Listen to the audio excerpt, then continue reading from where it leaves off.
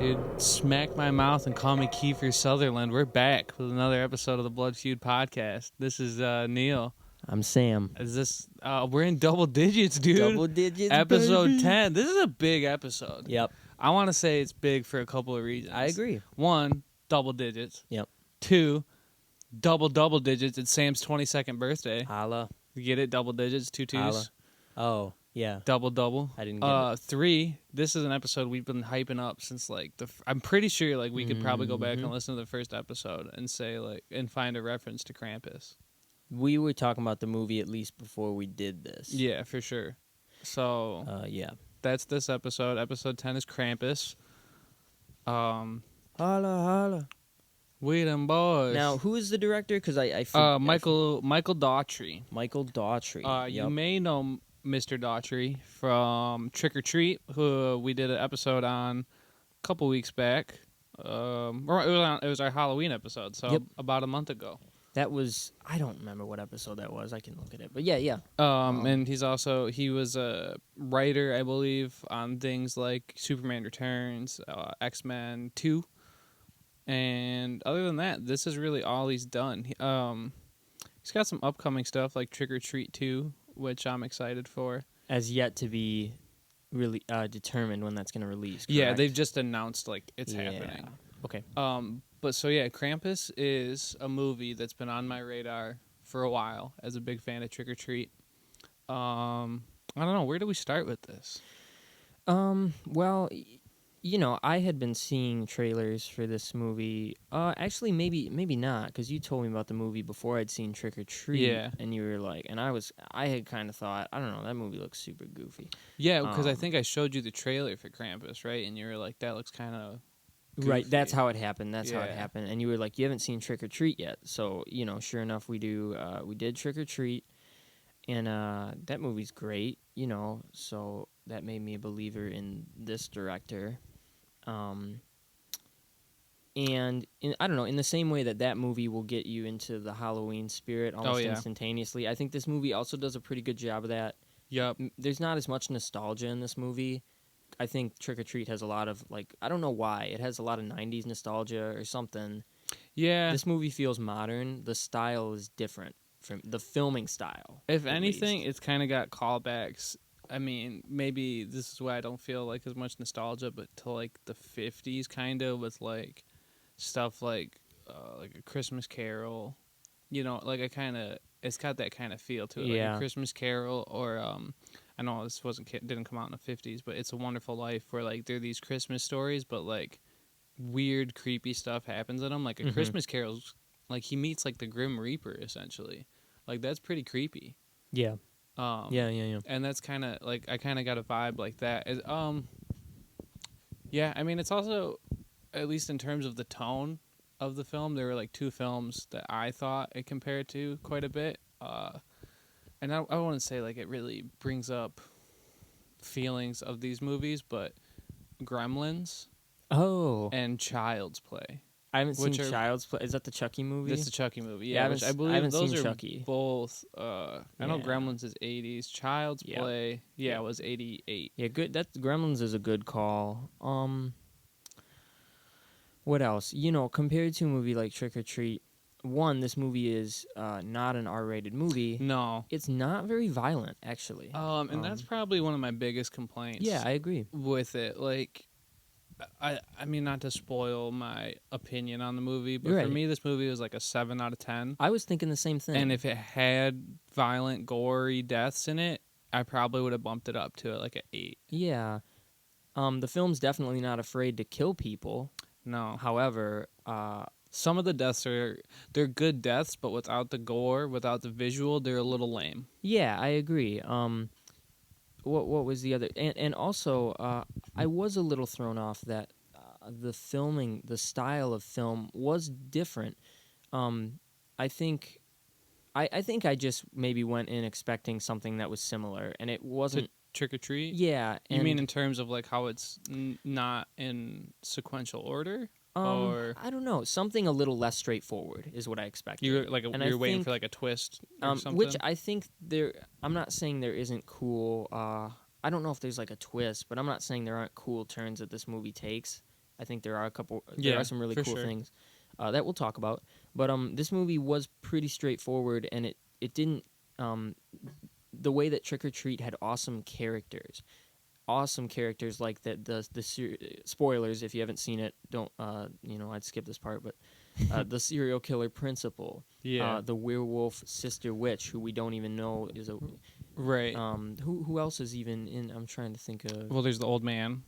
Yeah, the old man, and I'm not saying his character's that interesting, but there's just some really cool characterization in that movie, and I didn't really feel that there were any powerful characters in this movie. I don't guess know I'd if you agree with disagree you. with No, that. yeah, I'd agree because I mean, there's what I think there's 12 There's a lot of characters. like main, well not main, but there's 12 characters in the movie.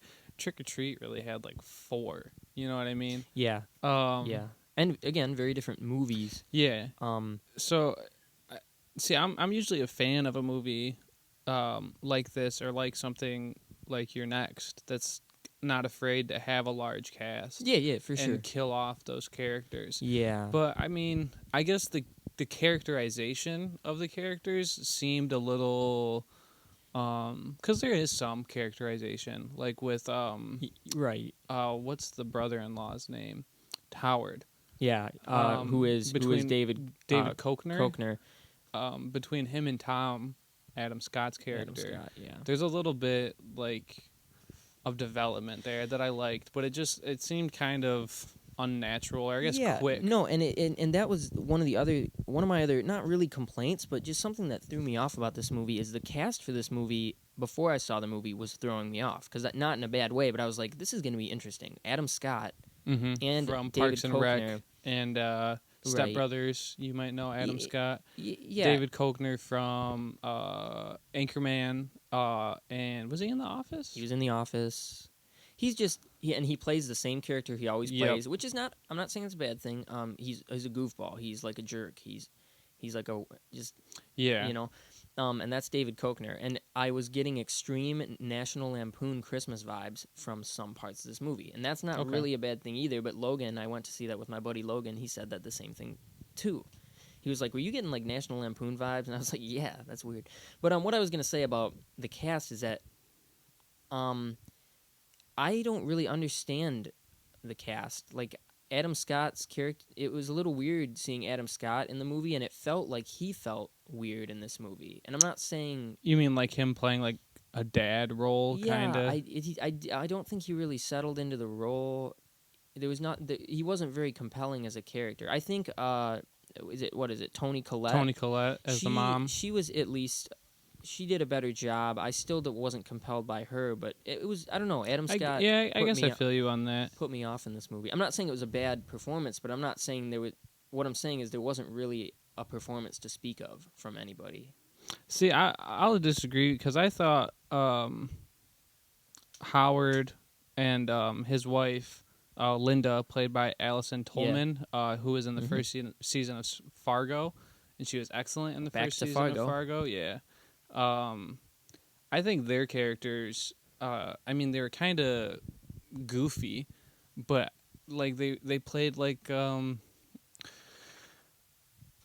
the not redneck, but like kind of trashier sister to Toni Collette's character. Like she makes a comment about how like they eat hot dogs and mac and cheese every day for dinner, and they have all girls, but they wish their girls were they boys. wish their girls were boys. Yeah, like Howard wants his kids to be like the best football players in the state or whatever. And the girls are like kind of tomboy girls for sure because he has raised them like that. Anyway, I don't know. I fail to see why it was important to have Adam Scott in the movie. I'm not saying I dislike him at all, and I don't want to dwell on this. But I think some of the lines and some of the scenes fit Adam Scott's type of humor, like that dry kind of. Yeah. Like there's the line where Max, played by MJ Anthony, who was in a movie called Chef that came out last year that I really liked. I thought he was good for a child actor. Is that the DVD that always appears in Filthy Frank's, like the latest like hair cake and vomit cake? I haven't seen it. I think Here, it is. That's what a Chef. Yeah, man. Okay. Shout out to Filthy Frank. Shout out Filthy Frank all day. But he says like, "Dad, are we gonna die?" And Adam Scott's character is like, "I don't know." And he's like, I mean, no, like Yeah. it Yeah. fits Adam Scott's character, Yeah. but I guess I get what you're saying. Like it's hard to see that character as like a dad. Yeah, or just, I think the biggest problem with this movie that I have, and I do want to be clear, I like this movie, but the biggest problem I have with it was that for the first at least hour, I was having a very hard time getting into it because it was all, it was all characterization, but it wasn't, nothing was very powerful about it. It was just a family fighting. It kind of got right into that, and I didn't really understand where anybody was coming from. And I to be honest, I didn't really like the writing for any of the lines for a while. I do think there was some good lines. There's some good lines, especially yeah. from David Koechner and Yeah. Even from Aunt Dorothy, Conchata Farrell. I hope I probably butchered it. That sounds right to me. I know her from Mr. Deeds is what I recognize her Yeah. from, but she's in like 2.5 Men. Yeah. And I don't know. It just felt like the movie threw a bunch of characters at us and expected us to care about them. I almost feel like it's the opposite. Like it threw a bunch of characters at you, and you're kind of. I feel like Max is the only character you're really supposed to relate to. I don't want to try. I'm trying not to get too spoiler. We can talk about it more later because we've been talking about this for a minute. But yeah, that's we'll have to come back to that. I think Max is really the main character and the only character you're supposed to relate to. And you know what? Now that I think about it, maybe his character was meant to kind of bring back that Christmas. I don't know, like you said, reminisce or what? Nostalgia. Yeah. So like that Christmas nostalgia. I think maybe Max's character was meant to bring that up because this film is kind of a commentary on what Christmas has become. Yeah, I mean, with the first scene, we'll talk about that. I was especially surprised, speaking of Christmas nostalgia, by how, this is probably going to sound weird, but how, like, unapologetically Christmassy this movie was, which was appropriate, but, like, it's full of Christmas music. It begins with a Bing Crosby song, and it's not, like, it doesn't feel like a horror movie at all. And I'm not saying that's a bad thing. The first probably 40 minutes of it, 30 minutes. It's probably like there's really no horror elements. Yeah, which that's probably one of the things that turned me off a little bit because I didn't really care about the characters. I felt like the film wasn't doing a powerful job enough with them. Again, that's my opinion, and that's but once it does get going with some of the cooler stuff, and I'll talk about, maybe we can talk about what we think was cool about this movie. Yeah. There's a lot of cool stuff. There's a lot.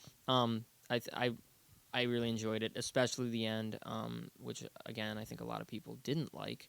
I do want to say that I don't know what your movie-going experience was like with this movie, but people walked out. Really? People were walking out of this movie. And you saw it on... Yesterday Friday night? Yep. And it was packed. The theater was packed. It was packed? I can tell you that a couple minutes before the end, a lot of people were walking out clearly angry. Really? They were, like, slamming their drinks and trash cans and walking out. I mean... And I think I understand, but I don't know. And then so I was in the bathroom right after that, and there was a guy. I do want to profile him because of what he says, and I think you'll understand. Just a guy with a leather jacket, bandana, kind of a biker-looking dude, and he was like, "Man, it was all right until it turned gay at the end." Oh my god! And I was like, "What are you talking about?" Yeah, man? That's a bit ridiculous. But that was just something funny that happened. I personally liked the movie, despite maybe some shortcomings I think it has. But yeah, back to the music. There's a lot of Christmas music, and the Christmas music becomes used in a cooler effect throughout the film. Yeah, I think the score was really well done for this. Yes.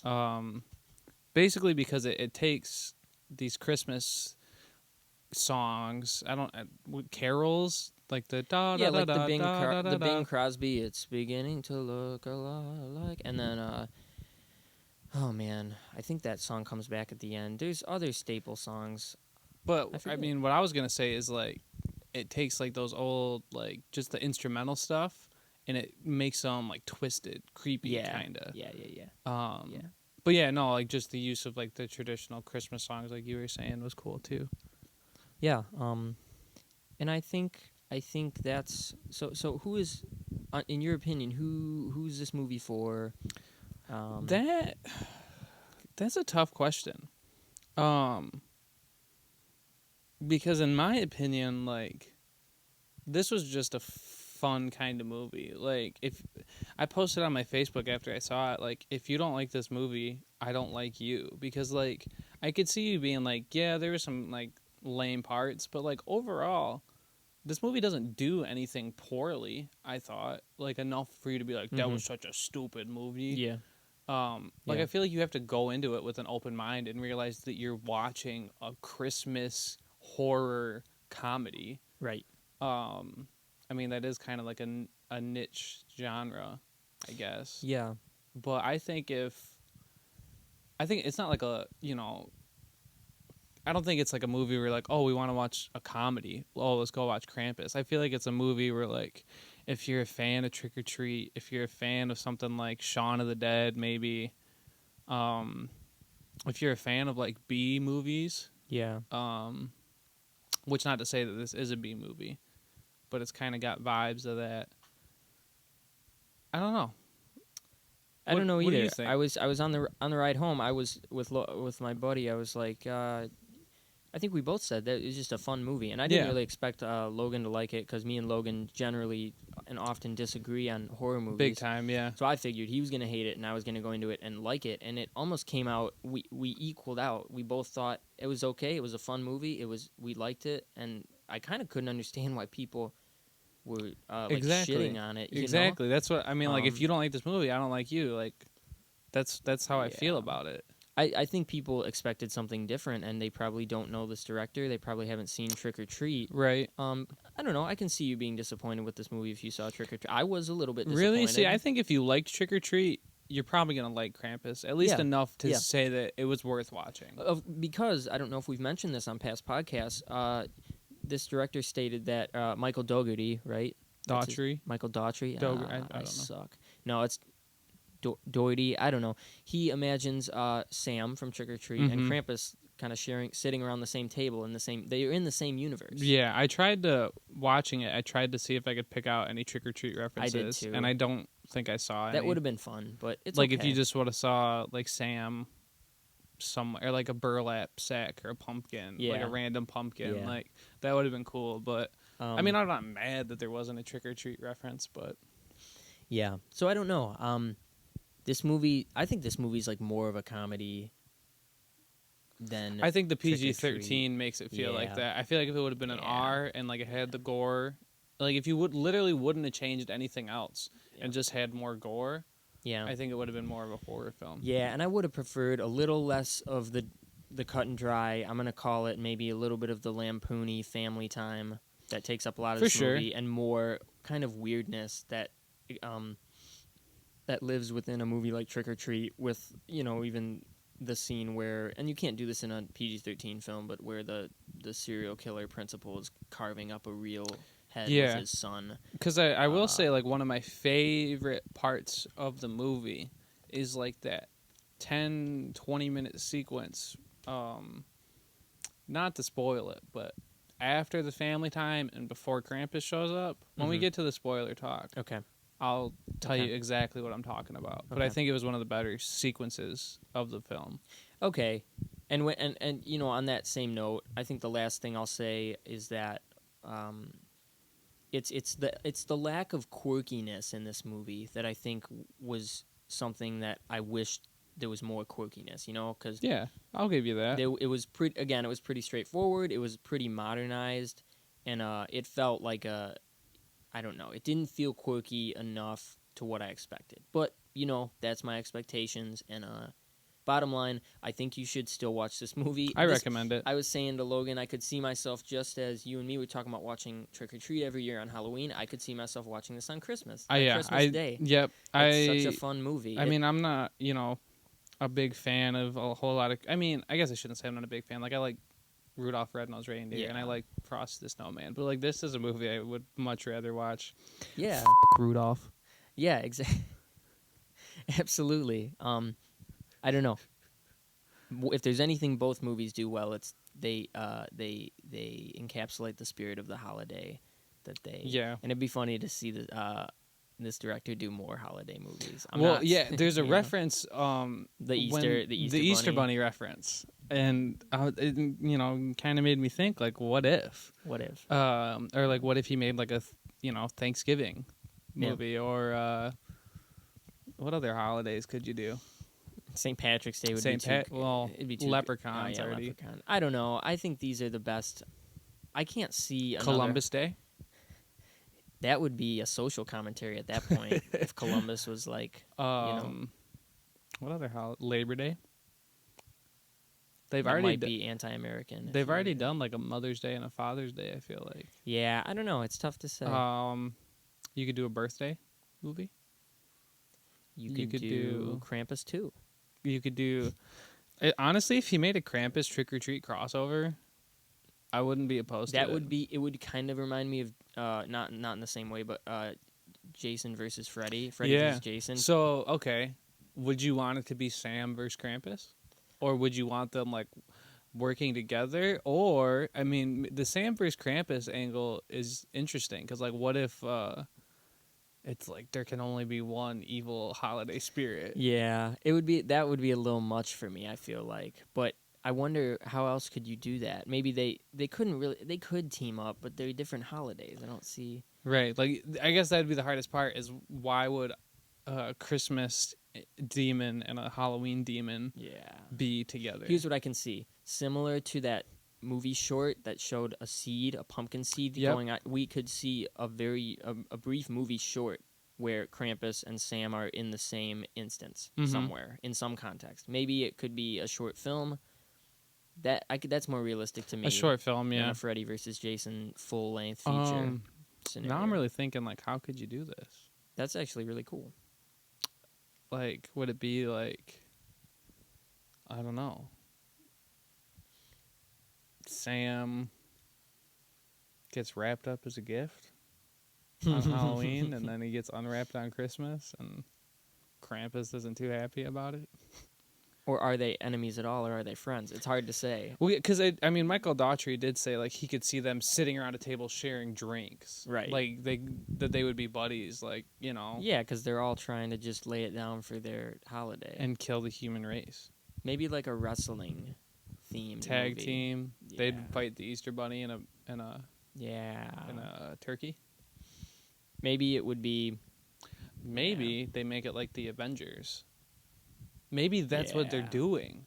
So you know how like the Avengers, like they did Iron Man, Thor. So that's what we're doing, and eventually, at the end of like Trick or Treat 2, Samuel L. Jackson's gonna show up, and he's gonna say, "I want to talk to you about instead of like the Avengers initiative, the Holiday Initiative," and they have to stop like, what is that religion that doesn't believe in any holidays?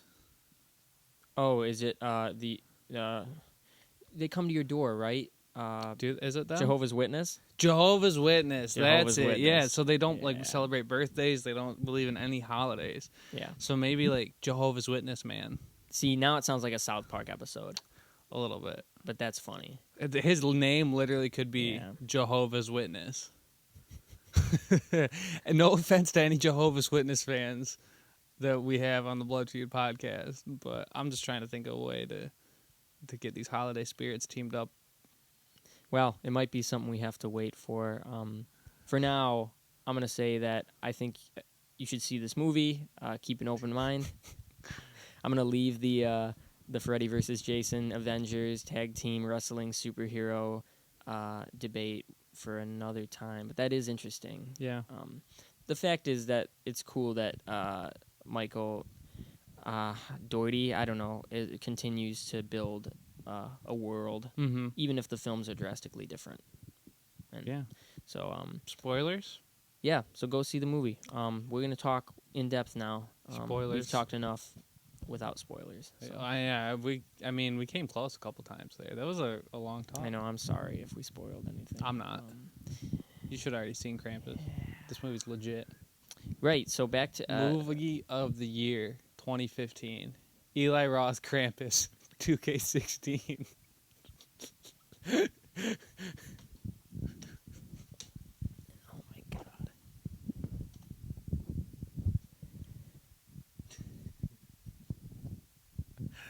Okay, so the film starts out with this really cool sequence that had me kind of hooked right from the beginning. Back to the. What did you say? Something about social commentary? Yeah, the social commentary on Christmas. It plays. It's the most wonderful time of the year, right? Oh, that's what it starts Yeah, with. Wait, isn't no, it? It's the no. It's Bing Crosby. It is. Yeah, no, you're right. It's beginning to look a lot like Christmas. You're Which right. this is a very heartwarming Christmas song. It's honestly one of my favorite Christmas songs, and I don't like Christmas music. What's your favorite Christmas song? This is one of them. Honestly, You I don't- like the way. I'm trying to think of other ones, but for now, I'm just gonna say this is one of them because I like Bing Crosby's very warm delivery and the way he kind of accentuates. My favorite Christmas song is Paul McCartney and Wings. Oh. Simply having a wonderful Christmas time. Yeah, that's a good one, dude. It's like the most recent Christmas song. Didn't Phil Collins do a Christmas song? Did he? No. That dude. Shout out Phil Collins. That's I love Tarzan. that's a Christmas movie though, right? Tarzan? Yeah. Yeah. That guy gets hung at the end by vines. Merry Christmas, everybody. I don't know. I'm not a big fan of Christmas music, but I liked it in this movie. So anyway, Bing Crosby's song is playing, Yes. and we get a Black Friday stampede sequence. Yes, and as a retail worker, this really hit home. And it's Go ahead. no, it's great. Well, it's great because we see people getting like trampled and stepped on in slow motion, fighting over Yeah. items and Yeah. hitting each other and yelling at the employees of the store. Yeah. And at the end of this sequence, we've got Max fighting Another boy. fighting a boy. Yeah, in I front didn't of the really Santa. understand what was going on because it looked like they were doing like a school play, but it was like in the Walmart. It was weird. It was a Yeah. play, and he started fighting somebody, and then we see Adam Scott's character and his wife, Tom and Sarah, rushing up. Is it Sarah? It's all in slow motion. Yeah, Tom and Sarah trying to stop the fight. Yep. And that's really the end of that sequence. And this scene actually, you said it hooked you from the beginning. I think it put me off a little bit, only because it was not because it was bad. It was so different from what It I was. expected. Yeah, it to no, be. that's true. I did just kind of think of it as like a title sequence because Yeah. the whole way through it's saying like directed by, produced the by, credits. and I've seen way worse title sequences. A lot of movies don't even do them anymore. No, I didn't think it was not a bad thing. Yeah, It's funny and it sets the tone for the movie. yeah, I think, and it's also just an ironic if you're looking at a movie like It's a Wonderful Life where it's all about. I mean that movie's definitely dark, but it's all about the happiness of the holidays, Mhm. and this is just like a little bit of look what happens now. right. Yeah, this is what the holidays what have we do become, now. and that's kind of the whole point of the movie. Yeah, is yeah. like look what the holidays have become. Yeah, Because the next thing we see is the family getting together at Tom and Sarah's house. So it's Tom and Sarah and their kids Max and Beth and Tom's mom Omi, which I think is like grandma. And probably. Howard and Linda have quite a few kids. They've got Jordan, Howard Jr. Yeah, they're not even all listed. I'm There's- looking at a cast. Shoot, yeah. They both have boy names. They're two Stevie and Jordan. Okay, Stevie, Jordan, Howard Howie, Jr. Howard Jr. And The and dog then Rosie, the dog Rosie, and the baby. the baby who is not given Christina. It's like Chrissy or something. Chrissy, and then the aunt. And then It's never really. Aunt Dorothy. It's not. Yeah, it's kind of like weird who this character is. Like at first, I thought it was going to be their mom. Yeah, me too. Sarah and is it Linda? Yeah, Sarah and Linda are sisters. Yep. And I thought it was their mom that was showing up, but it's their aunt, I guess. Yeah. And I wasn't totally on board with her character. She does have funny moments, Yeah, but she's kind of just like I was expecting a little bit more from her. I guess there's some funny parts. Yeah. But just all these people, and okay, so this is what I was saying earlier about how I think Max is really the only character we're supposed to relate to, because Max is the only character in the film that still believes, I guess maybe other than Omi, still believes in the Christmas spirit, the Holy Spirit, the Holy Ghosts. Father, Son. Amen. Yes. And Rest in peace, Paul Walker. yeah. And So he's the only character. I guess we could even take it like person by person. But Tom, Adam Scott. Adam Scott, he's like he answers a phone call. Yep. While they're getting ready for Christmas, she's like, I really got to take this, and it's like work. So he's working. He's not in the he's Christmas working. spirit. He's actually drinking at his desk. Which in the trailer, I know we really shouldn't watch trailers, but I did see it, And in the trailer, it's really funny because one of the scenes is just him pouring liquor into a coffee mug and like making this like scowl face, and it's so funny. He's just so pissed. Sarah is just kind of like she kind of like hates her family. Not hates her family, Yeah. but like you can tell that she thinks she's better than them. Yeah, and she's trying very hard to put on a good Christmas, and they're all like ripping on her. Right. Her family is like, just telling her they're eating the meal, and they're just saying the food sucks, and she's like really pissed about it. Obviously, Beth, who is the daughter, is like your typical teenage girl. She would rather be at her boyfriend's house, smoking weed. Right. And then Howard is just kind of like a tool. He's the character. David Cockner is the character he usually plays. I know I'm probably mispronouncing his name. That sounds right. He's the Packer-esque. If you watched The Office, I feel like he's straight up in National Lampoon, but I don't think he is. I don't know. He's not. But anyway, yeah, he's like he doesn't respect Tom. He thinks he's like a sissy, kind of. Yeah, because he's tough. I've got guns. He's got a Hummer filled with guns. Also named, I think its name is Lucinda. Or something. Yeah. Lucinda. Because they're like, can you take the Hummer out? He's like, oh, you mean Lucinda? Is it Lucinda? Am I right? That sounds right. Because Linda's his wife name. Oh, maybe that's not it then. It was something like... No, it's an L name, and I thought it was Linda, but I think it's Lucinda. And if you've seen the movie, post a correction. I saw it last night, but it was just... Tell us we're idiots. The Hummer really isn't a major character in the movie. It could be the main character. I don't know. It's definitely a character. Yeah. Anyway. And then the two daughters who are teasing Max. Max writes like a Christmas letter to Santa saying, "I wish for this." Yeah. So like, if you're watching this with your kids right now, turn it off. Because I don't want to ruin anything. But so like, Max knows that Santa Claus isn't real. Good discretion. Yeah. I wouldn't have thought of that. Max knows that Santa's not real, but he still writes letters to Santa. He still, like I said, he believes in the Christmas spirit. And so Jordan and Stevie kind of make fun of him when they see the letter. Howard Jr. doesn't say anything. I love Howard Jr. / Howie.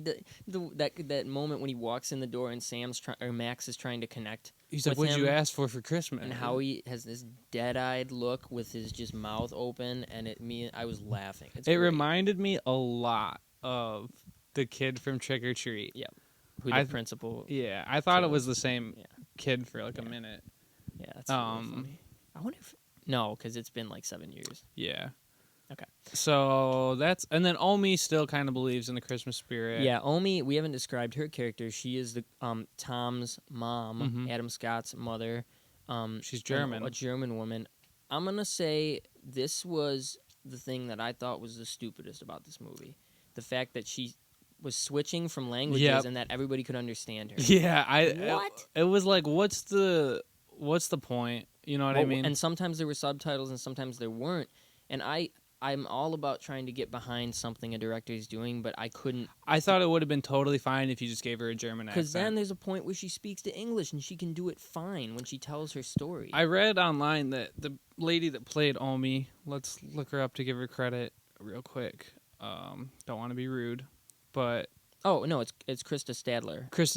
So Krista Stadler, she's actually German, or she speaks German. Okay. And I guess...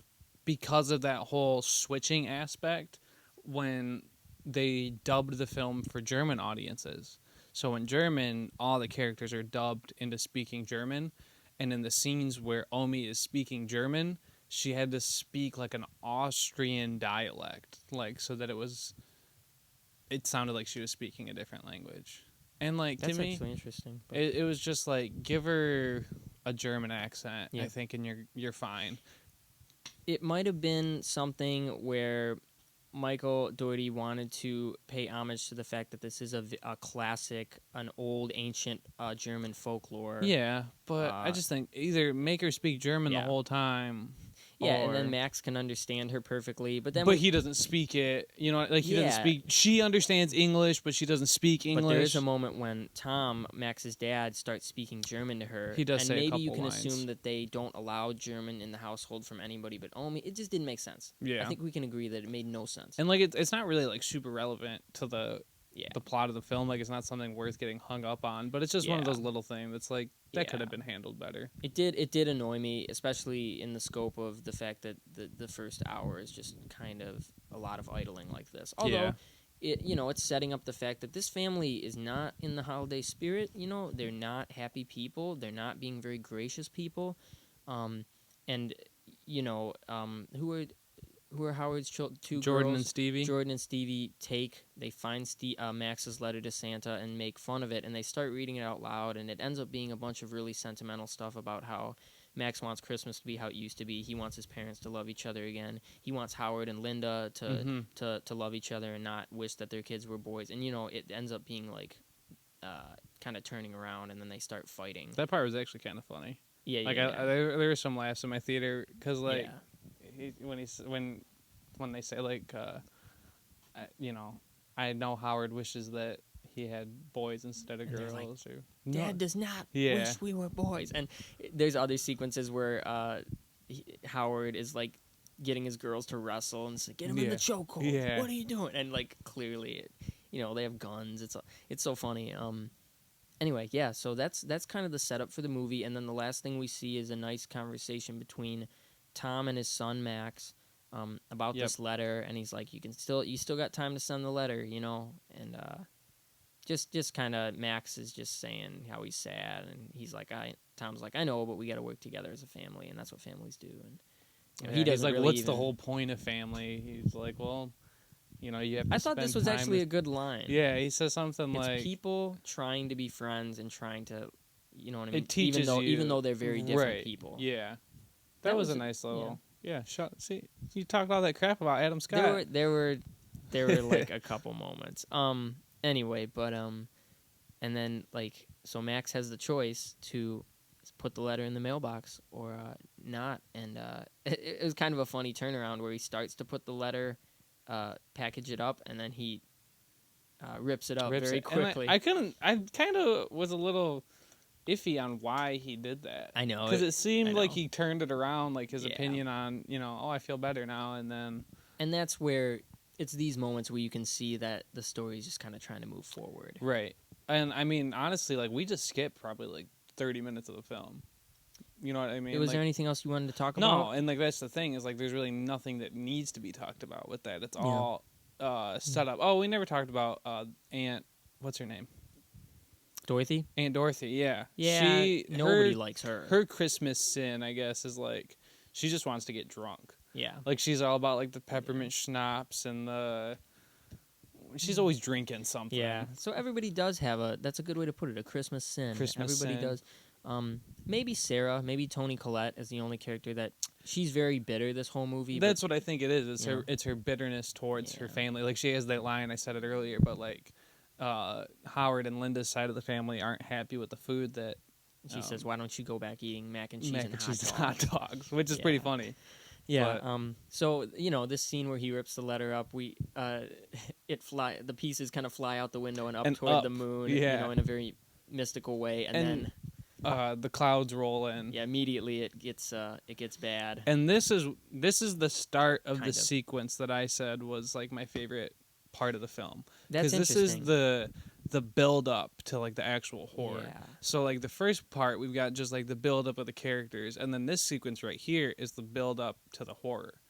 So like Max wakes up. It doesn't go bad right away. Right. He wakes up, he opens the window. The next day. Oh, and I do want to say the way that there's 3 days in the movie. Yep. And do you guys probably have seen those Advent calendars. Advent calendars where you've got a whole month and you open doors and different pictures, sometimes candy. Chocolate, yeah. But not in this movie. No. Different pictures are behind them. So the first thing we see after this night where the storm clouds roll in are somebody opening, it's probably Max, the 23rd, I believe. The 23rd, and there's a pretty creepy looking snowman behind it. I thought the art was really cool. You only get to see like 3 of the days on there. And it's thematically relevant because one Is of the my second one the favorite teddy bear? things in this movie Yeah. The Okay. second one's a teddy. I guess so. Yeah, no, there's teddy. It's thematic. Favorite. Anyway, we'll talk about it. But yeah, so snowman, Um. and then So yeah, he wakes up, opens the window, and there's like a blizzard had like knocked out all the Yeah. power, yeah, and there's a snowman Yeah. built up outside the house. And this was simultaneously one of like the creepiest parts of the film, but Yeah. also one of the biggest letdowns. Can I ask you? Really? Okay. I don't want to like talk about this fully yet, but I want to ask you: at what point did you realize what was going on with the snowman? Because it took me a bit. Are you? Maybe I didn't realize what's going on Oh, with the snowman. shoot. Okay, we'll talk about it later. I mean, I guess is it the elves are building them? No, we'll talk about it Oh. when we get to it. Did I miss? Oh, I'm something? excited. I'm excited. Okay. Is it the dead people? Yes. Every time someone dies, every Oh. time someone dies, a new snowman is in the yard looking at the house. And do you know who the first one is? Is it the UPS driver? I think it's Beth's boyfriend. Beth's boyfriend? And you know who the second one is, right? Beth? Yeah. Okay. So dang. cool. And I missed that because I kept waiting for the snowman. That's what I was saying. It was one of the biggest letdowns. Was Yeah. I kept waiting for the snowman to to do something. And I agree that would have been cool. When I realized what was happening was when dang. okay, I'm pissed. I missed it, dude. I if might have to go watch it again. it was so cool, and they're such creepy looking snowmen. They are very, very One of- creepy. And it's the subtlest thing this movie does, and one of the reasons why that not the movie didn't need to be saved, but one of the things that made it cooler. It was subtle. When It you was never said that stated. just now to me, like when it clicked for me, I was Yeah. that like But that's awesome. You know when I think it's the most easy to pick that up is when and if you want to listen to this in sequential order, I'm sorry, but there's a point where Howie, the chubby little child of Howard, yes.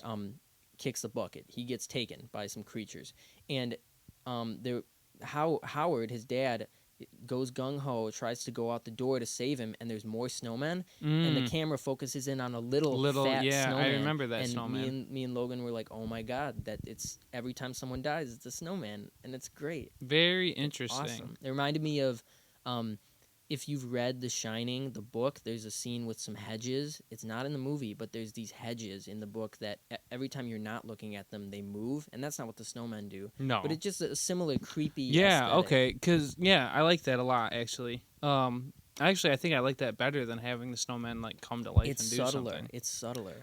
Dang. Okay, I'm definitely gonna have to when this comes out on DVD.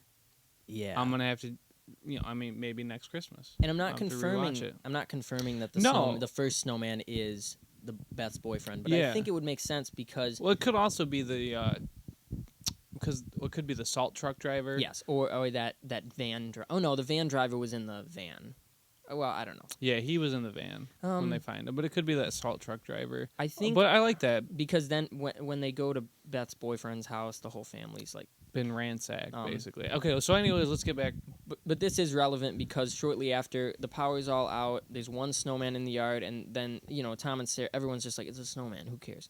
And now Beth, who is Tom and Sarah's daughter, Max's sister, is gonna say, "Can I go to my boyfriend's house down the road? Can I just go check on him?" Mm-hmm. And they don't like Beth's boyfriend. Obviously, he's not even a character in this movie. But He's in. You see him once. yeah, like there's a Skype webcam call. conversation, and he's like, Hit this bong, baby. Yeah, it's a Christmas "Just like tree. I can." Or is it a Christmas tree? Candy cane? I don't know. It was Whatever. like candy cane. Anyway, Whatever. So they It's weed, dude.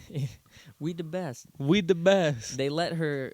They end up letting her walk into the blizzard to try to visit her boyfriend, and I was actually pretty surprised that was the last time we were gonna see her because Yeah. So and like still this whole sequence is where because we get Beth walking down the street kind of and like it gets and I do darker. and I want to say I know it's all effects, but I love the way the blizzard looks in this movie and the Mhm. neighborhood, the way they made it Yep. look. It's so like you can't see anything, and when they're in it with flashlights later and with the Hummer, Yep. it's so creepy, and it reminds me of some kind of Stephen King thing.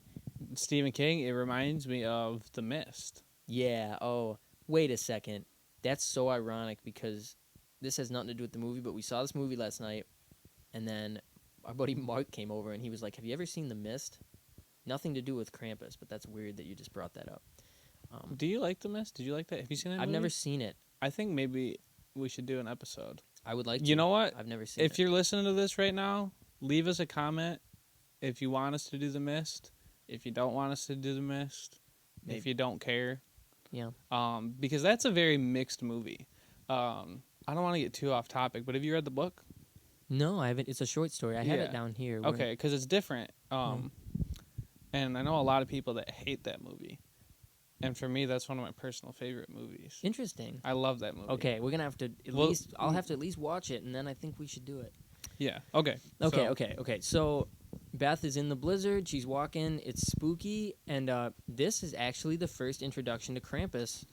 Yeah, and if you've seen the commercial, this is a scene where he's on the roof, and I was surprised it came so soon. And this was, like I'm saying, like this whole Beth sequence. Like I loved the way that it was handled. Like seeing Krampus on the roof, and this was like a very make or break moment for me. Because it was like, how are they going to handle Krampus?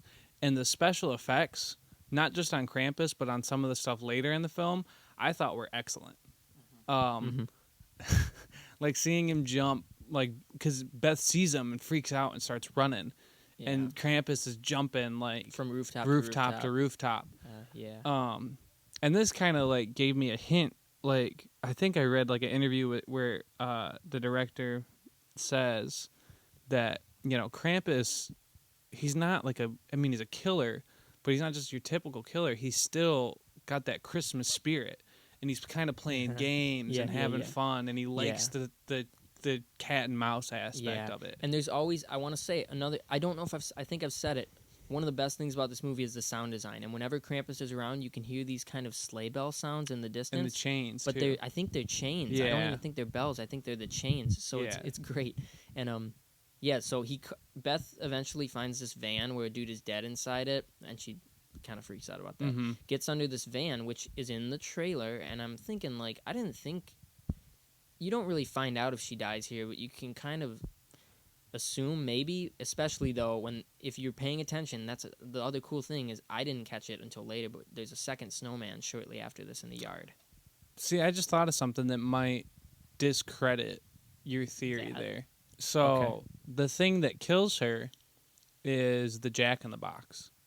Yeah. So and it looks to me like the Jack in the Box was ingesting these people to make himself bigger. Oh.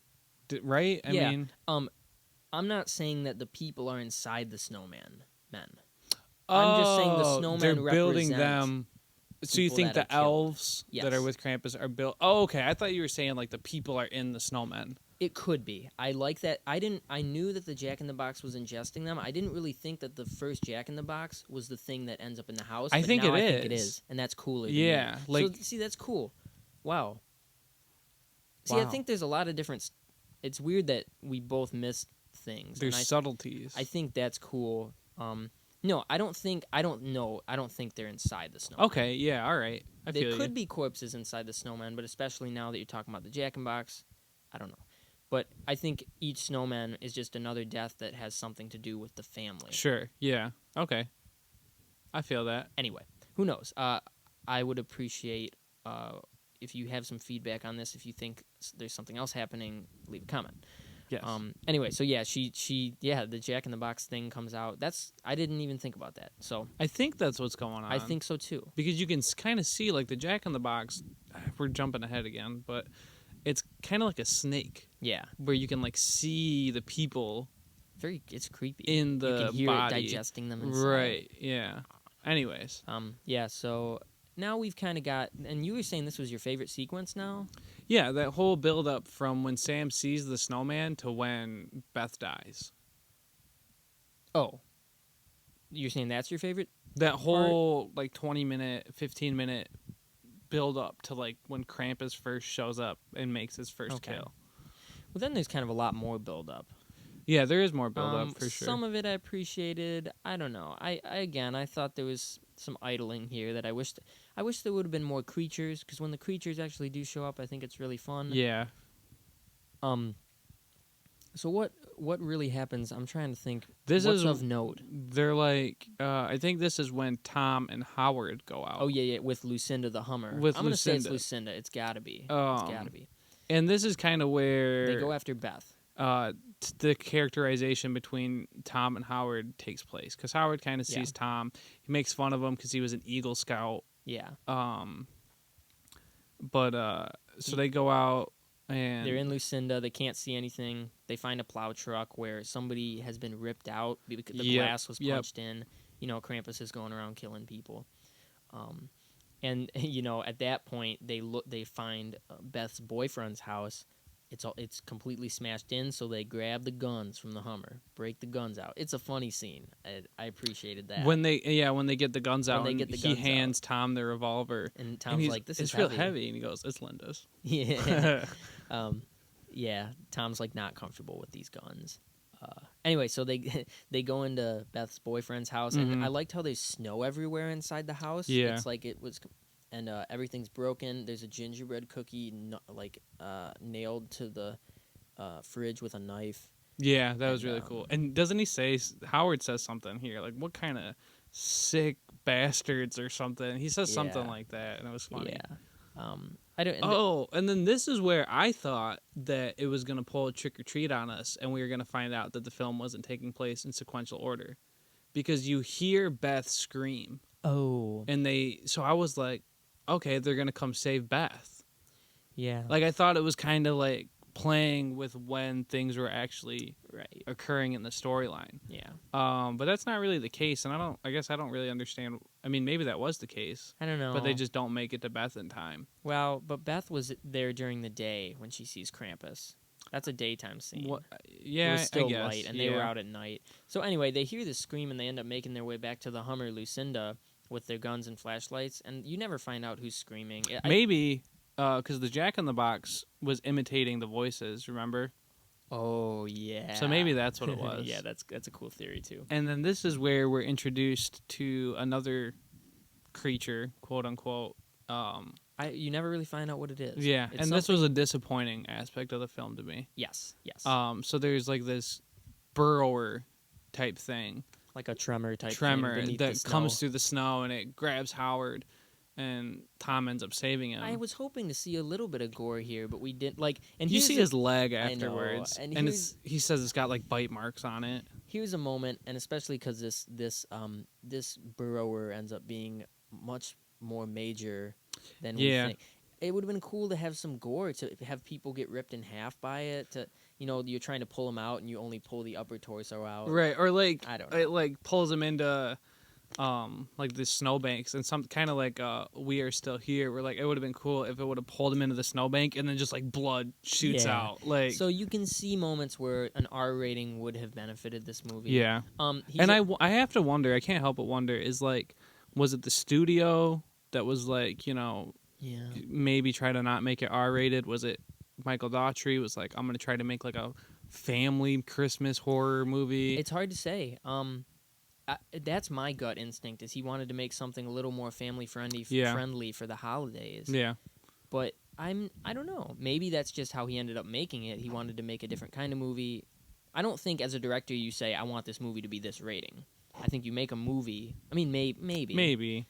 I don't know. Anyway, doesn't matter. Howard is saved.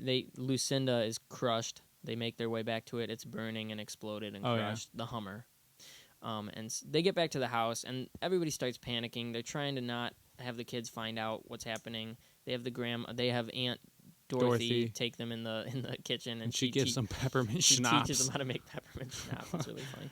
And this whole sequence is them barricading the house. The mother's like pretty. Well, they have a debate about what should we do. Right. Kind of. Should we make a break for it? And Howard and Tom determine no, we should hold up. Well, because Omi's saying keep the fire going. Keep us a fire hot. Yeah, keep the fire hot. Anyway, and I don't know when she ends up telling the story. The next thing that happens is that they're all trying to get some sleep in the living room, and we hear the mischievous, "Oh, we missed something." Is that the day before this, packages were delivered to the house. Yeah. One of them is a sack that nobody knows where it came from. Right. It's like a Krampus sack. And they take it in the house. Oops. Put it upstairs, and that will lead to creatures being hatched. Yes. Who now they start lowering this hook down the furnace. What is it? The fireplace. Fireplace. The chimney. Yeah. So they all fall asleep if you've seen the trailer, it's the scene where the hook is Yeah. coming down the fireplace. They all fall asleep, and I thought the hook was going to be something different based on the trailer. I don't really know why the hook was even a thing, honestly. Because I thought they were going to, like... So there's a gingerbread on the end of the hook. yeah, And I thought... So Howard Jr. wakes up, and he walks over to the in hook. a very Willy Wonka, Augustus Gloop status scene. Good comparison. I thought they were going to, like, just grab him and pull him up with the hook. Like they were fishing, almost. Yeah. But the gingerbread comes to life. Yeah, And he bites the bites gingerbread, and then the gingerbread comes to life and like screams at him. And it wraps him up with the chain, and then they pull him up. Yeah, and which maybe if it was an R rating, it would have been like a hook through the chin. Yeah, pull him up. I just think it would have benefited from that. You know, I don't know, but I do want to mention the gingerbread men. I liked most of the creatures. I didn't like them because I didn't think I liked some of the fight sequences with them, like the one with Howard later. Mm-hmm. They weren't creepy enough. They looked too normal. I guess. They looked like the Shrek gingerbread man. You know what it reminded me of was you didn't see the Goosebumps movie, did you? No. There's a sequence in the Goosebumps movie, and it's based on that old Goosebumps, like the gnome stalks at midnight, or no, what is it? The Revenge of the Gnomes. Yeah. And like all these little porcelain gnomes come to life, and it's almost like a similar sequence where they're using household kitchen items to like attack these people. Yeah, yeah. But I didn't have a problem with the gingerbread. I think just because the special effects were really well done on them. Yeah, and if you're thinking about Gremlins, they were very. Yeah. I wish they were more like messed up looking, like at least had sharp teeth or something, because like the other. Well, he does. That one has icing teeth. Remember when he jumps at Howard and he's got. I thought he had a candy cane knife. He does. He does. He's that too, but his teeth is like dripped icing. Yeah. That's kind of cool. Anyway, that's one of the creatures, and yeah, they try to save Howard, but they don't. And then Howard Jr. Howard Jr. This is the point when Howard David Koechner runs out the door with the shotgun, and there's like a bunch of creepy things in the darkness darting around the snowman, and then we see the zoom in on the little fat snowman, which is when I realized that's what they are. And is this where like the elves are running in between? Oh yeah. We don't know they're elves yet though. Right, they're just creepy little the elves things, and they run back and forth. And this is also where Omi tells her story, which I thought was a really cool sequence because it's like a 3D animated type of thing. Yeah, kind of a Tim Burton style. Yeah, but she switches to English to tell the story. Whatever. Right. Whatever. So she tells the story of living in Germany with her family, and the whole town was not in the Christmas spirit. Very similar thing. Krampus comes, and it's pretty brutal in this animation sequence. We kind of see shadows of Krampus killing her parents. You know what I mean? And then leaving her alive, kind of winking at her in the shadow. The wink was hilarious, I thought. Yeah, and another indicator. Don't take this movie too seriously. You know? Right. And Krampus will leave this ornament, which, if you've seen the trailer, it's that thing that says Krampus, Krampus, and leaves her alive too. And I want to come back to that for Max at the end of the movie, because I thought the movie was going to go a different way than it did. Sure. Anyway, so she's basically like, "This is what's happening," and everyone's like, "You're crazy." Is what I looked at that to be. Well, but Sarah starts to buy into it because she was trying to pull Howard Jr. back in, and she sees like the gingerbread man, I'm assuming. Mm-hmm. So she's kind of buying into the fact that there's something supernatural going on here. Yep. What's next? I think we eventually get to the point where Howard and Linda is wrapping like presents. She's trying to finish some She goes upstairs. She's opening. She's trying to, because the house or the tree catches on fire during the sequence. Yeah. So they put it out. You know, there's a little bit more. There is a cool scene before Howie gets pulled up the chimney when there's music playing on the iPad, and the iPad dies and the music stops. Yeah. The fire is dead, and so we know something bad's going on. That was pretty sweet. You know, there's some more build up. There's presents getting wrapped that Linda has to leave them, and then we hear them jiggling around with like creatures inside them, so we know the creatures are about to come out to play. Did that go through? I don't know. Oh. You getting a collect call? No, it was a text. Sorry. Oh, it doesn't matter. Yeah, and really, we're coming up on one of the best parts of the movie, which is where we've got the creatures in the house. They lure oh shoot, is it Tony and give me the names of those kids again? Jordan and Grab that on the Jordan clicker machine there. and Howard's children, his two girls, because Howie is dead. we're clicking. Gotta get some searching music, some Jeopardy music. I'll wait on you to get that. They're going upstairs to use the bathroom, and they hear I don't know whose voice it's supposed Stevie! to Stevie, that scared me. Jordan and Stevie. Jordan and Stevie. Whose voice are they supposed to hear in the attic? Beth. Ah. Because they're like, where have you been? Another indication that it can mimic the voices of the people it eats. Yeah, it's creepy. So they think Beth is upstairs, and it's a very kind of creepy imitation of Beth's voice. And they go upstairs, and then we go downstairs. This is kind of when stuff starts going bad. Right. So because they kind of split up, Tom and Linda and Sarah go upstairs. Tom tells Howard to stay with the family downstairs. Yep. And that's when a couple different fight sequences break out. Yeah.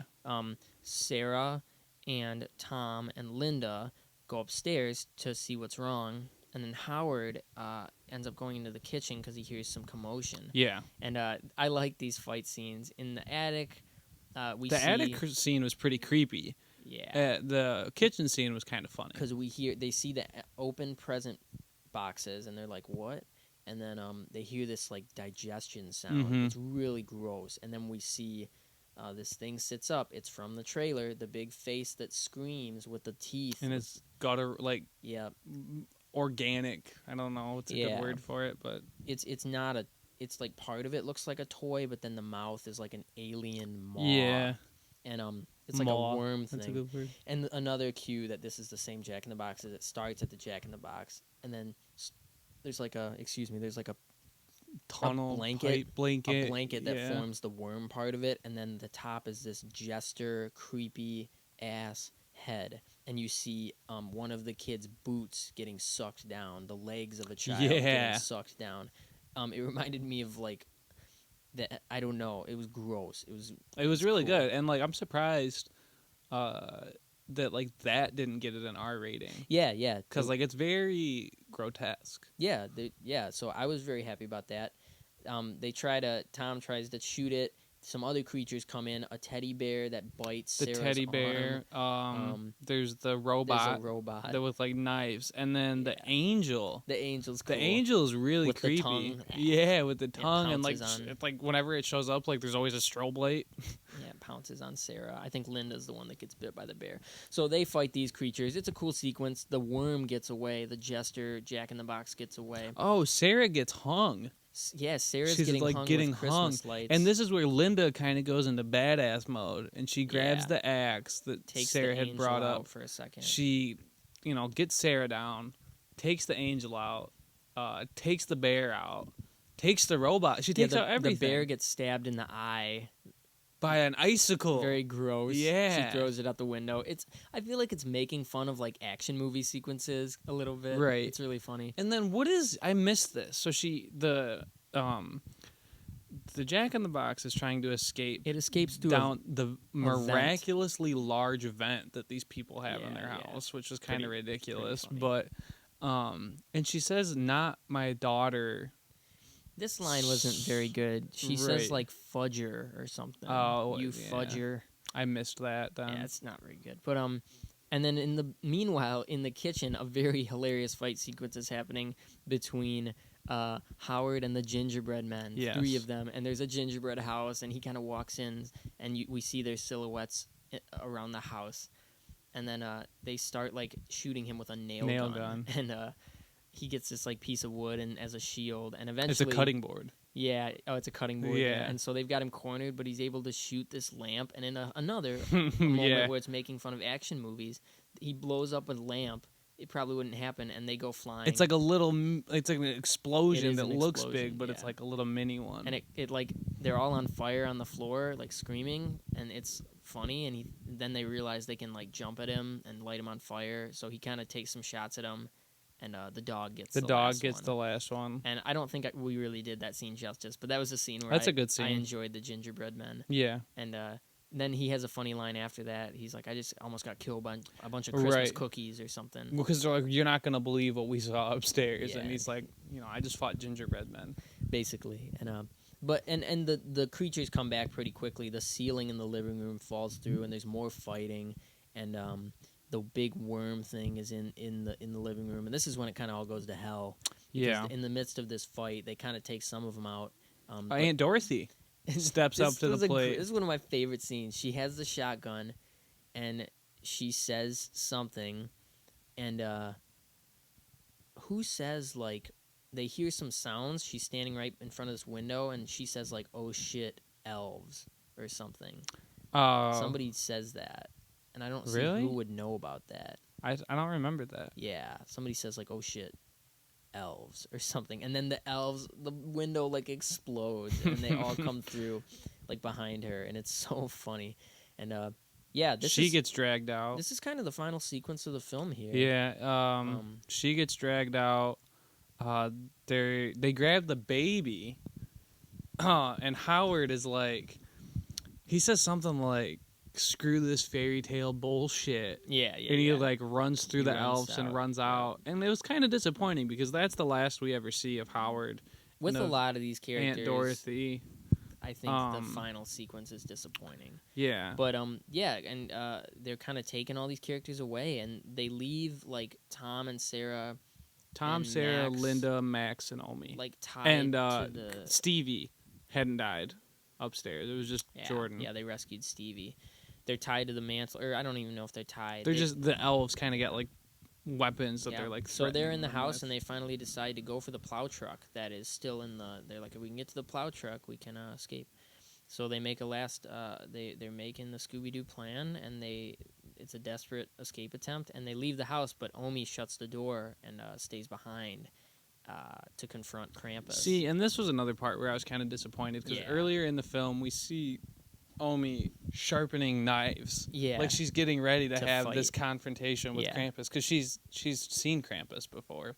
The movie, or The film, yes. so she knows she's what's a gonna time happen. traveler. Oh, Interdimensional time traveler, kind of similar to Crimson Peak. who's interdimensional in that movie? Remember, she says, "Beware of Crimson Peak." Oh, The ghost tells the ghost. the main girl to beware of Crimson Peak. So actually, this is where it becomes a time traveling, inter-universe. Galactical. Omi, yeah. Uh-huh. She puts on a jetpack. Uh-huh. And she goes into the fireplace. Uh-huh. She goes up the fireplace, and when she gets out on the other side, she Uh-huh. lands at Crimson Peak. Which is where she proceeds to give a review of that film, which, consequently is worse than the review we gave it. Not that we gave it a review. Yeah, so she gives it a 4 out of 10. Krampus doesn't like that, and that's where Krampus steps into Crimson Peak. Yes, and it's the ghost. And Loki is also at Crimson Peak. Yes, Tom Hiddleston's character in Crimson Peak is there, as well as Loki, and they're all upset that they've been dragged into this. Or the ghost is upset. Well, also that from Omi Crimson gave Peak. the film such a bad score. Yes, so the ghost is upset at Omi. Uh-huh. Krampus knows that Omi's from the same universe, so he wants to defend Omi from the ghost. Because Krampus has also seen Crimson Peak, and he agrees that this movie is trash. And Loki... I can't. Omi stays behind to confront Krampus. This kind of comes full circle because Yeah. in the it's not a claymation, but in the animated short, we see like her chimney has been busted out where Krampus Mhm. came through, and now we Well, see. it's at the boyfriend's house, too. All the Yeah, houses yeah, kind of yeah. got that busted Yeah. out chimney. And so Krampus is coming down the chimney, and what the music that's playing is up on the rooftop, click, click, click. Oh, down from yeah. the chimney, And it's got that creepy, comes like, old Saint Nick. comes Krampus. Yeah, well, it's not old Saint Nick. You're right, but it's another cool use of music. I think it's all glitchy too. It's all glitchy. Right, it's like demented. The or receiver's like twisted glitching out, and and- it keeps cutting out. Yeah. Yeah. And and then she gets to confront Krampus again. I was a little disappointed by this scene. Right, I was Although- expecting something to happen. We do get to see Krampus. He's cool. Yeah, he's cool. like a His creepy old man. Yeah, the creature design is good, and he kind of steps with horns. He's got the horns. Horns. He yes. steps out of the chimney. I don't know how he was able to fit down there. Well, he busts it out. I know, but I don't know. Whatever. No, it's fine. And she's like, "What up?" And he's like, "What up?" They don't actually say that. What'd you think of Crimson Peak? Yeah, and she's like, "This is pretty 4 out of bad." 10. Yeah, and he steps up to her, and kind of his tongue kind of comes out of his mouth. It's really cool. Yeah. And then he stuffs her in his sack. he says, "Let me show you what's in my sack." He doesn't say anything. No. This is all, but he basically, it's just, "Hey, we meet again," and then he pulls his sack up, opens it up, and just a bunch of shit jumps out at her, and that's it. I think is it the, like toys that It's some toys, the and teddy stuff. bear and the robot.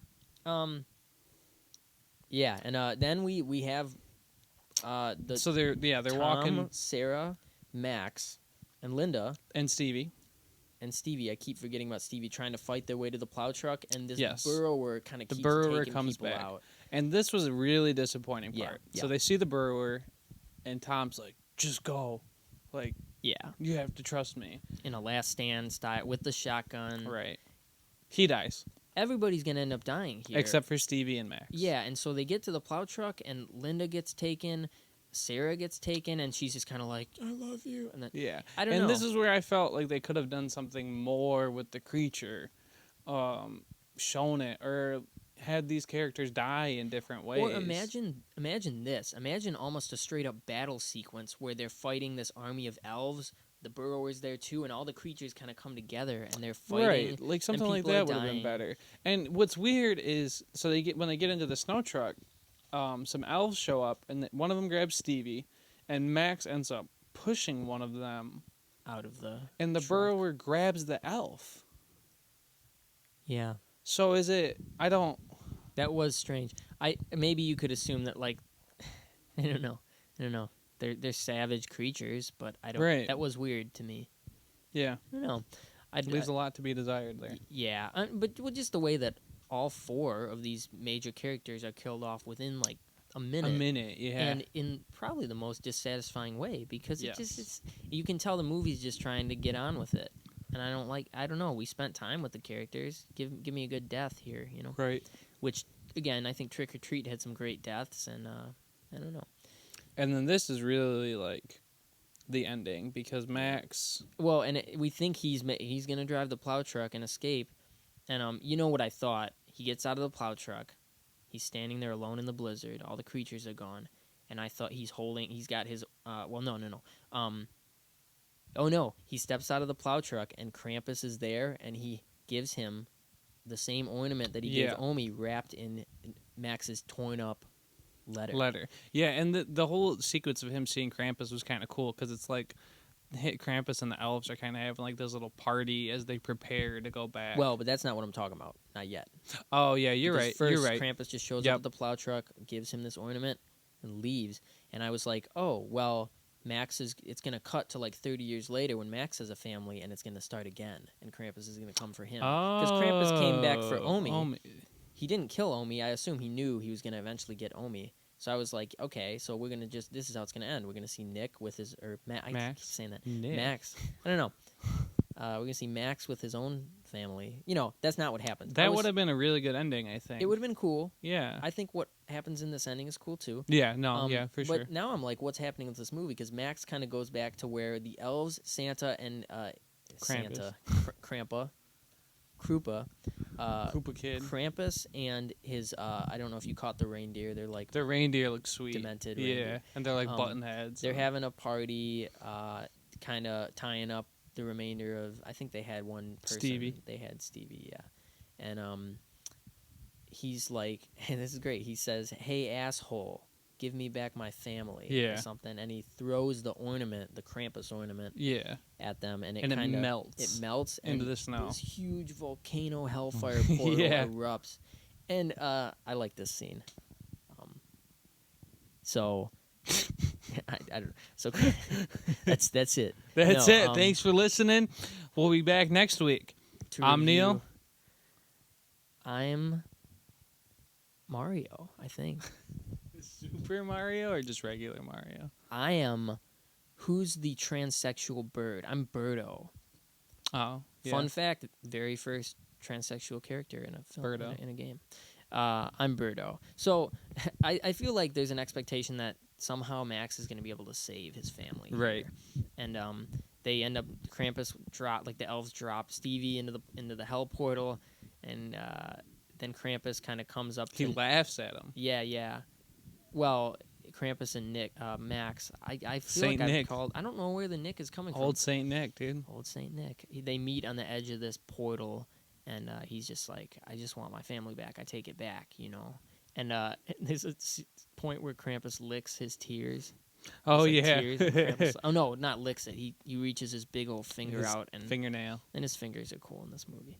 And anyway, basically, and then he lifts him up over the hell pit, and he's just like, there's this like really endearing moment where Max is crying, and he looks into Krampus's face, and he's like, I just want Christmas to be like it used to be. And the film's like mocking itself because it's so corny, and like you're like, man, that's kind of lame.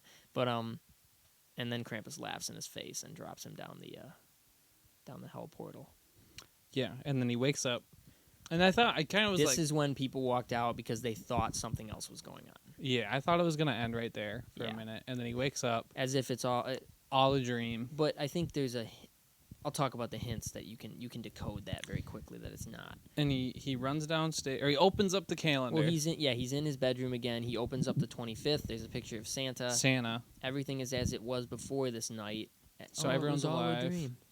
He runs downstairs, and they're all happy, and they're all in the Christmas They're all spirit. happy. They're all happy. And he opens up his gift, and it's the Krampus ornament. Yep. And immediately, the mood.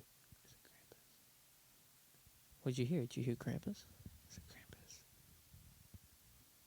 Shit. The mood becomes very dark.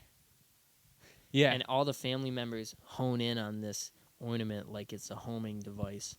And then everybody just looks really like somber. You know? And I think the ending, I originally thought it meant one thing. Okay. And now that I think about it, it could have meant a couple different things. Okay. So let's finish. Well, and then you get the picture of all of them on the couch, and they're all looking very like ominous and like, they were very happy a minute ago, and the mood instantly shifts. Mm-hmm. Camera zooms out the window, Mm-hmm. and zooms out to a further, snow globe. to a snow globe of the house in a snow globe, to a room, a dark room, like a dungeon room, A workshop, if you will. Yeah, with more snow globes, and there's hundreds of snow globes, and it's Krampus's workshop. Krampus's workshop, and then the toys jump at the screen, and that's do the that. end. I don't even. But remember that. kind of similar to how Trick or Treat ends with all the kids. Oh yeah. Yeah, all the like Cool. the angel and Yeah. the teddy bear and the robot all kind Yeah. of jump at the screen. So I liked that. So And that's the end. I want to talk about real quick. There's a couple things I think the ending could have meant. Okay. The first is that Max woke up in this new kind of, I guess I'm trying to think of the best way to phrase this. Everything went back to normal. So Krampus gave Max back his family, and when they see the Krampus ornament, they all kind of realize that actually did happen. Do you get what I'm saying? That's one of the things, because then you hear, like, when they see the ornament, you hear flashbacks of all the things that were happening. Yes. That was one of my interpretations. The other interpretation, I think that it could have been, is that only Max, is put into this. Because he did say, take me instead. Right. He says, And take me instead. We don't know. That's So right. only Max is put into this purgatory, if you Right. will. And all these other people are Krampus creations, I guess. And the real people could still be alive. Or they could still be dead. Either way. Yeah. And then the way you interpret the snow globe. Mm-hmm. So is the snow globe, are these people actually living in this snow globe? Or is Krampus using the snow globe as like a window to make sure, like, he knows if you've been bad or good?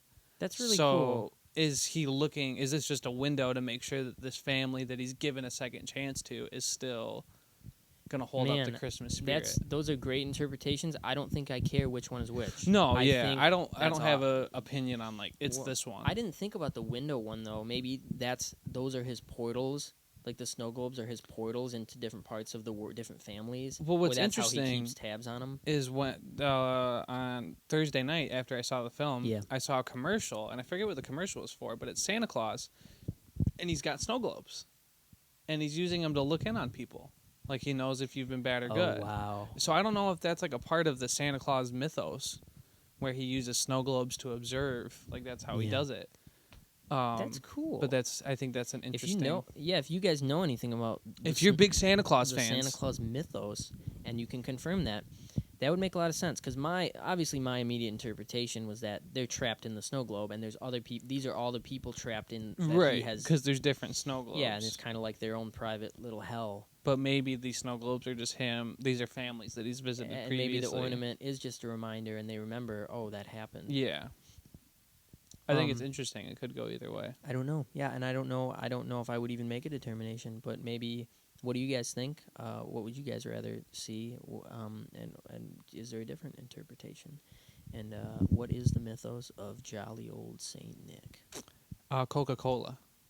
That's mentioned in the movie, I think, too. Yeah, because he says something about Pepsi, and then yeah.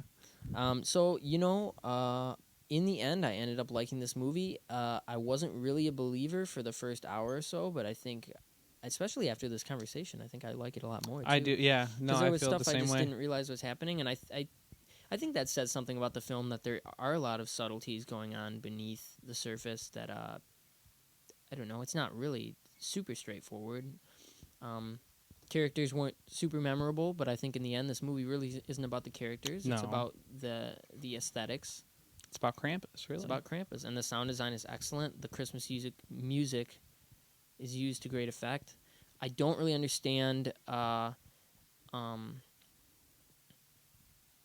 Omi managed to secure that jetpack, but yeah, you know, I don't know. She's German. Yeah. So what else? What else? Is there anything else that's worth mentioning about this film? I think we hit all the parts, at least for me. I think I think it's another great addition to Michael Dougherty's repertoire. Daughtry, Mike Doug. Sorry if you're listening. He's just I'm teared up right now. I'm so sorry. No, but I think it doesn't. Maybe it's not fair to even say, but obviously I think I like what Trick or Treat does a lot more, but I do like this movie a lot still. Yes. And like I said, I could see it. I could see myself watching this every Christmas as like, and I joked like that I could see my family watching this, and I don't know if they'd really like this movie, but it's fun. Yeah, there's some funny lines. And it does, for sure. Yeah, it does feel like a Christmas. I mean, one of those like lampoony Christmas films, with a darker twist. And I don't know. I'd recommend the movie. I'm glad. Wholeheartedly. Did it live up to the hype? I don't know. I'm gonna say yes. Yeah, I don't know. I'm gonna say it did for me. For me, I had a different perception of the hype anyway. I'm gonna with gore, I would say like 100% yes. Without gore, 80% yes. And it's weird to me that this film received so much commercial hype. This film was being advertised in the mall. In the mall, Great Lakes Crossing. I've seen commercials all over. I feel like I saw a billboard driving home from school. I did too. And Trick or Treat, I feel like was kind of a cult film. Underground. Yeah. So if we look at this film as maybe the director trying to step into a larger realm, a more what would you call that? Mainstream. I would say this is his mainstream debut. Yeah, and I'm not mad at him for doing that. No. You know what I mean? Maybe that was maybe there was something with that went into making this movie a little more watered down as far as. Yeah. So I understand why people maybe didn't end up liking this movie, but as a fan of his past work, and I don't know, just as a fan of this kind of horror, yeah, I was fine with it. 100%. In the end, I was fine with it. Yeah, for sure. That's all that matters. So let us know what you think. Leave a comment. Watch the movie. Give it a chance because it's fun. Yeah. Like us on Facebook. and Twitter at Follow Blood us on Feud Twitter. Pod. Might be doing another podcast. We'll talk about that later if I do and end what up is that doing. podcast called?